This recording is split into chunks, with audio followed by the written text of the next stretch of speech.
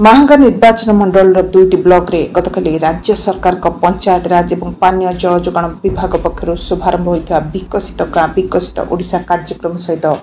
Block स्तर में सीधा प्रसारण माध्यम लोक मैंने कार्यक्रम में जोड़ी हुआ लक्ष्य नहीं प्रत्येक ब्लॉक कार्यालय एक स्वतंत्र व्यवस्था करा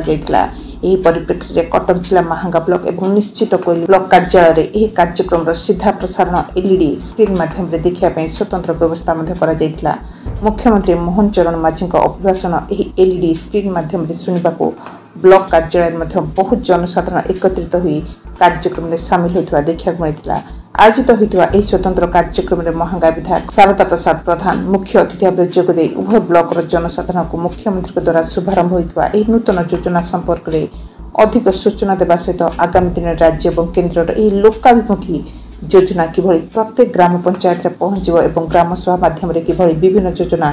सफल रूपायन हो पार से ब्लॉक स्तर में जनसाधारण को अवगत करा।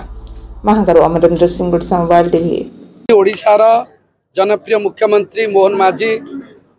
विकसित गाँ विकसित ओडिशार परिकल्पना को पंचवार्षिक योजना को आनुष्ठानिक भाव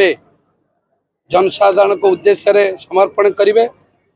ओडिशार ग्रामांचल विकास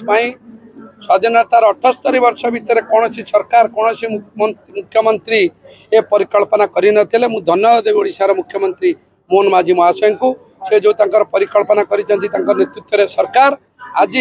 ग्रामांचल विकास होगा जाऊँगी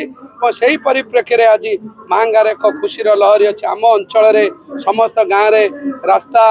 कम्युनिटी सेंटर धर्मीय मठ मंदिर सब विकास करा जो गाइडलाइन जहाँ अच्छी मुझे देखुली एभली गाइडलाइन विगत सरकार मानक केबे भी नतला पब्लिक बा जनसाधारण माने ग्राम सभा जरिया जो प्रकल्प देवे से प्रकल्प ओडिशा सरकार तो पारित करेंगे कौन नेता कथार हम ना